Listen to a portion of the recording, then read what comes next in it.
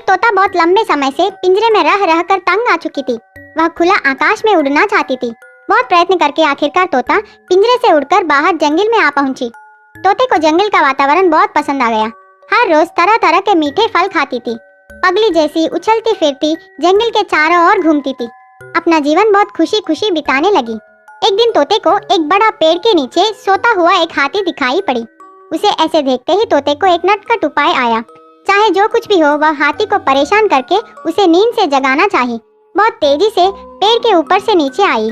अपने चोंच से हाथी की सूंड पर चुभी। उस चोट से हाथी जाग गई। आंखें खोलकर देखी। तोता पेड़ के ऊपर जाकर हंसने लगी। हाथी नाराज होकर कही, अरे तोता, क्या परेशानी है?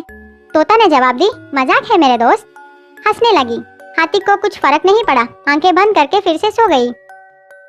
कुछ देर बाद तोता फिर से नीचे हाथी के पास आकर दोबारा उसको परेशान की और तुरंत वहां से उड़कर पेड़ के ऊपर चली गई।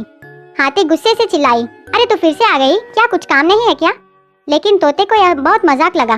बार बार ऐसी शरारतें करने लगी। हाथी तंग आ चुकी थी। कुछ करना नहीं चाहा। वहां से उठकर चली गई। तोते को और मजा आ गया। फिर से एक और बार तेजी से जाकर हाथी को अपने चोंच से चुभी। हाथी क्रोधित हो गई। कुछ ना कुछ तो करके उस तोते को सबक सिखाने का निर्णय ली। हाथी एक तालाब के पास गई। अपने सिर को छोड़ बाकी का पूरा शरीर पानी में डुबाई। इसको देख तोते को बहुत मजा आया। वह सोची, अरे देखो, मेरे से डरकर हाथी पानी में जाकर छिप गई। खूब हंसने लगी। फिर से तोता वहां जाकर हाथी के ऊपर बैठ गई। हाथी को छुपाना चाहिए। हाथी को पता था कि तोता आएगी, इसलिए उसने पहले से ही अपने सूंड में पानी भर कर रखी।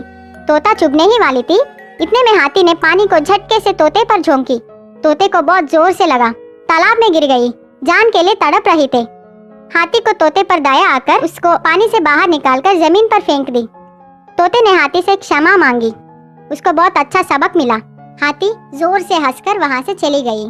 अब तोते को बड़ों और छोटों के बीच अंतर पता चल गया।